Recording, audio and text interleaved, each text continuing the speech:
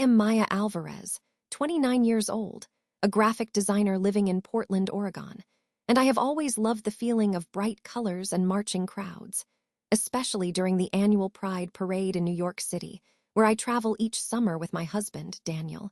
who enjoys taking candid photographs of the moments that make my heart race and my smile widen.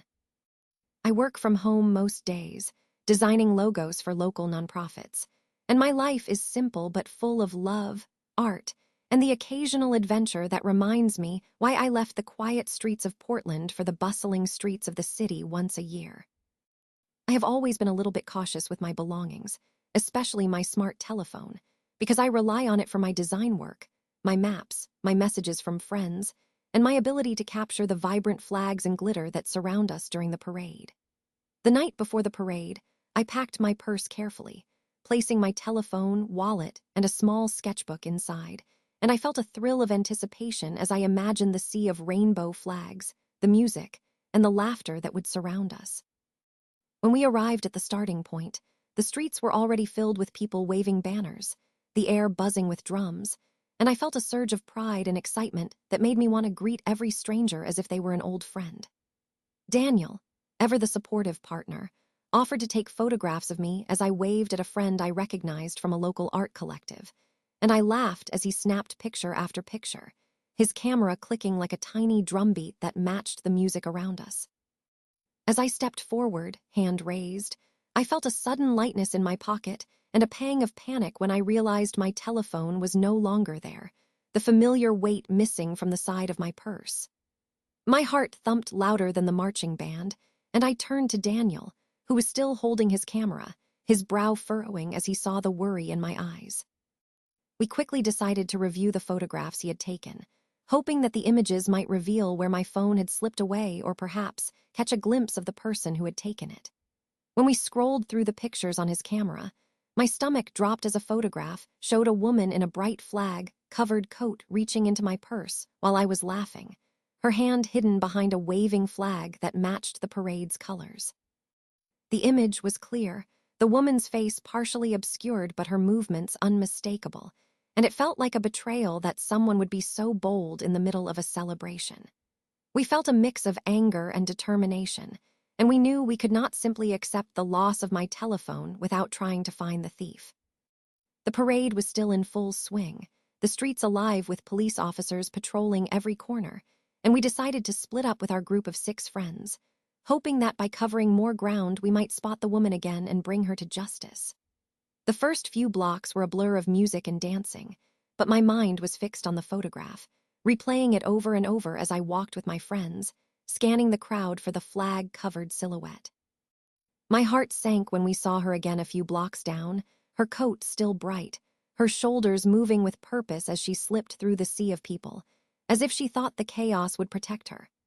I felt a surge of adrenaline and a fierce need to confront her, but the police officers were everywhere, and I thought perhaps we could involve them before she disappeared again. I approached a uniformed officer, showing him the photograph on Daniel's camera, pointing out the exact moment the thief had reached into my purse, and I explained that I had been pickpocketed, not mugged,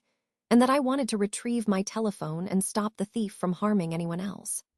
The officer listened, his expression shifting from concern to surprise as he examined the image, and then he called for a nearby patrol car to come and investigate. While we waited, a crowd gathered around us, curious about the drama unfolding in the middle of their celebration, and I felt a mixture of embarrassment and empowerment, as if the whole city had become a stage for my personal quest for justice. When the police arrived, I handed over the photograph, and the officer took notes, promising that they would follow the trail and locate the woman. He asked us to describe the suspect's clothing, height, and any distinguishing features, and I did my best to recall the details.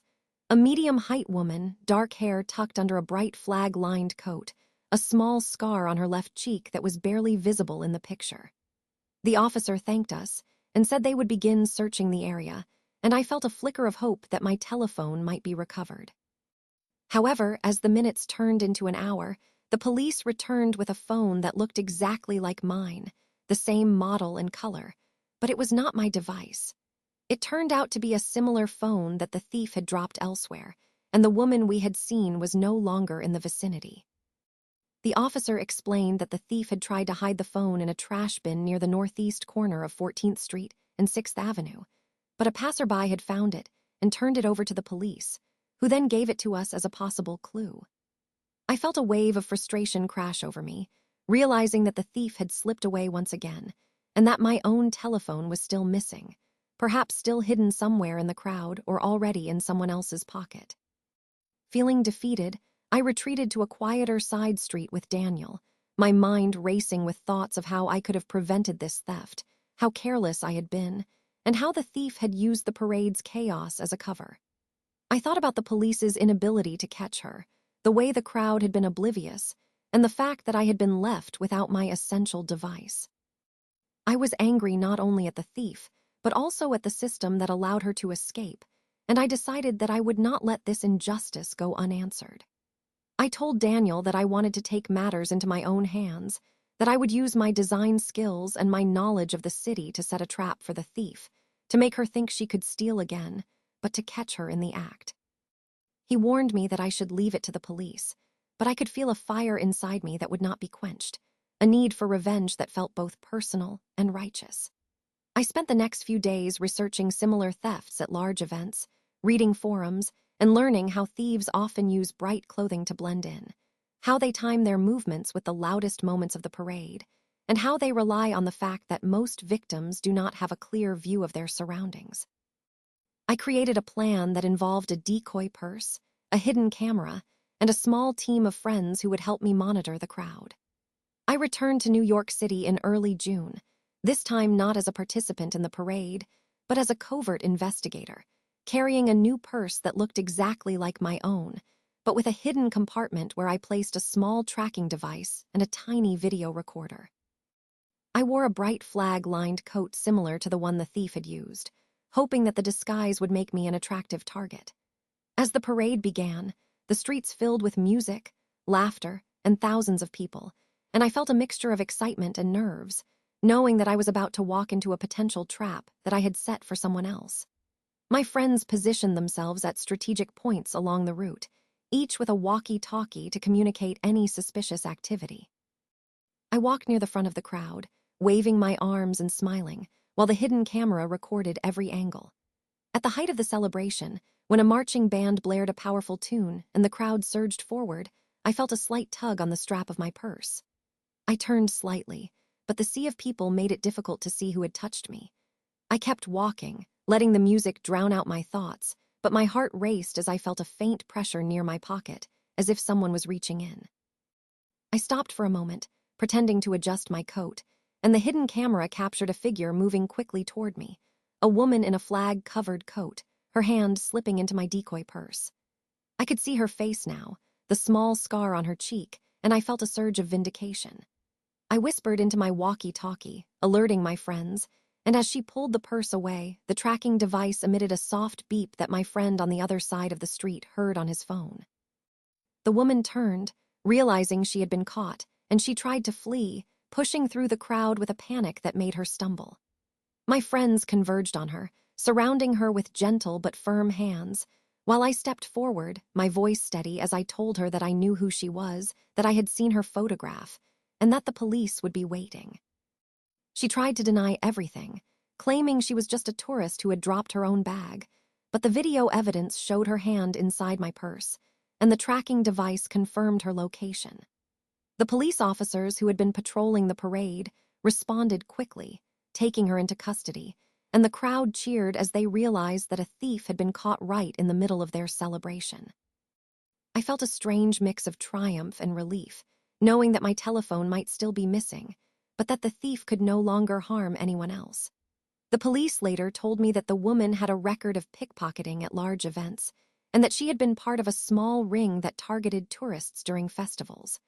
My revenge had turned into a public service, and I felt proud that my own loss had led to the capture of a dangerous criminal. In the days that followed, the police returned my original telephone, which had been recovered from a trash bin near the same corner where we had first spotted the thief. They explained that the thief had tried to discard the device after realizing it was not working, but a sanitation worker had handed it over. I felt a wave of satisfaction as I held my phone again, the screen lighting up with messages from friends who praised my bravery and my clever plan. Daniel hugged me tightly, saying that I had turned a moment of vulnerability into a victory, and that my determination had saved many others from being robbed. I realized that my revenge was not just about getting my phone back, but about taking control of a situation that had made me feel powerless, and that by using my skills and my courage, I had turned a personal loss into a triumph for the whole community. Now, back in Portland, I keep the photograph of the thief as a reminder of what can happen when you are careless, but also of the power you have when you refuse to be a victim. I have added a new line to my design portfolio, a series of posters that warn people about pickpocketing at large events, using bold colors and clear messages that blend my love for art with my experience of fighting back. I still attend the Pride Parade each year, but now I walk with a watchful eye, a small backup phone tucked safely in my pocket, and a confidence that comes from knowing I can stand up to anyone who tries to take advantage of me.